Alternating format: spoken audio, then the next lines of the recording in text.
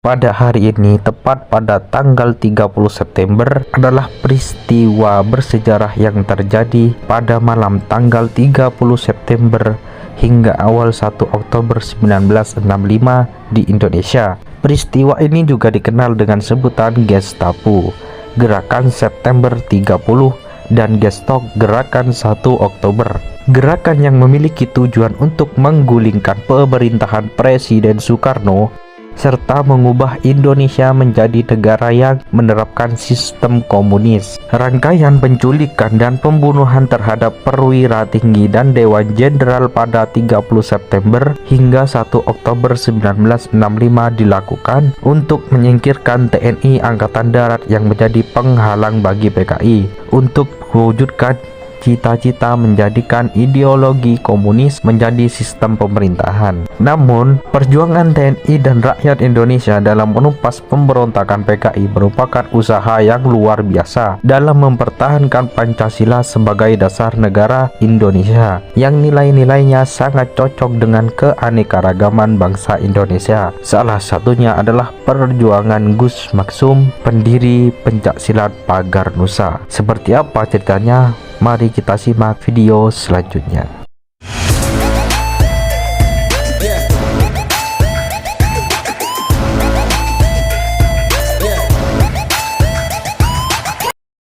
Oke, sebelum kita lanjut ke videonya, jangan lupa klik tombol like, komen, dan subscribe. Kita langsung ke videonya. Pada saat meletusnya peristiwa G30 SPKI, Pondok Pesantren Lirboyo adalah kiblat perjuangan masyarakat di wilayah Karesidenan Kediri.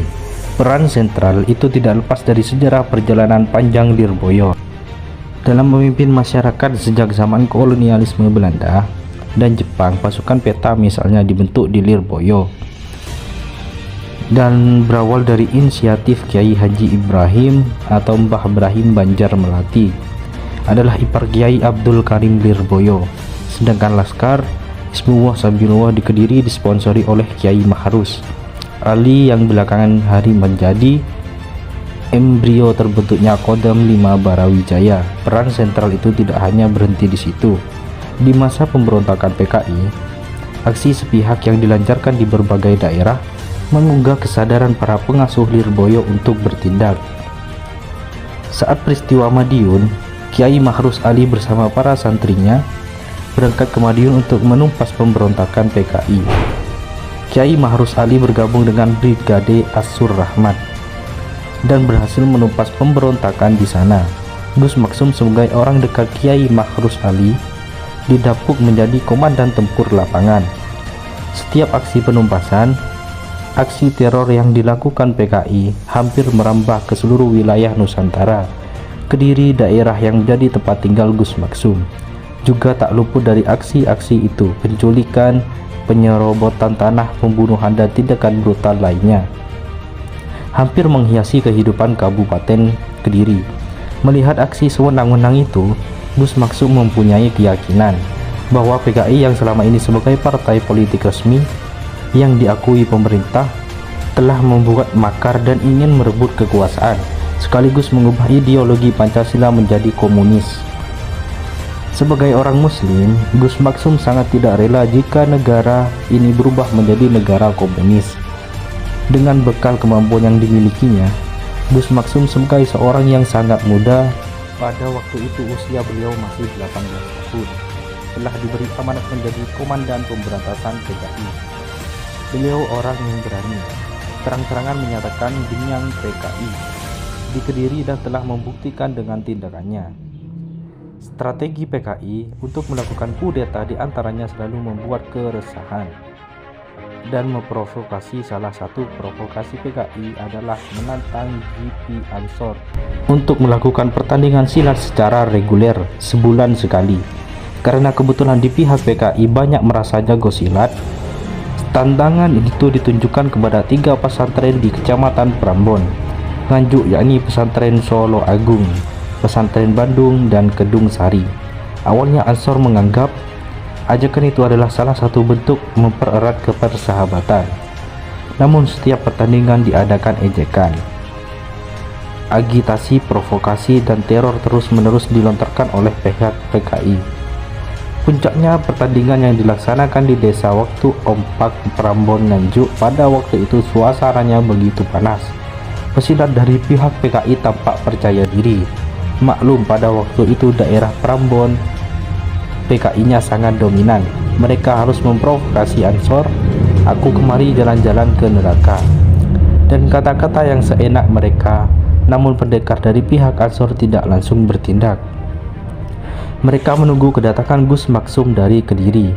Akhirnya Gus Maksum datang dan langsung naik ke arena pertandingan dengan meneriakkan takbir, Allahu Akbar. Pada waktu itu, orang-orang melihat rambut Gus Maksum tengah berdiri dan mengeluarkan asap. Melihat hal itu, pemuda Ansor bangkit keberaniannya dan langsung menyerang pihak PKI, yang kala itu mulai ketakutan. Spontan pihak PKI banyak yang lari tunggang langgar. Pesantren asuhan Kiai Jauhari, yang itu bapaknya Gus Maksum, sering dijadikan tempat mental training oleh pelajar Islam Indonesia di seluruh Jawa Timur. Pada waktu itu, tepat subuh 13.01.1965 sekitar pukul 4.30 pagi, sedang diadakan acara istimewa. Saat acara sedang berlangsung dengan khidmat, tiba-tiba gerombolan PR, pemuda rakyat BTI, Barisan Tani Indonesia, dan Underbond PKI yang lainnya masuk menyerbu dan merusak jalanan secara gerombolan yang jumlahnya lebih kurang 1.000 orang, dipimpin oleh ketua pengurus cabang PR yang bernama Suryati PKI.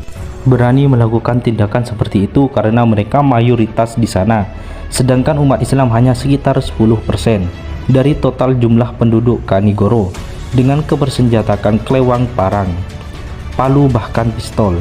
Mereka menggerebek masjid, merusak, memukul, menyerang para peserta, tisi dan kiai, ulama dan siapa saja yang ada di situ.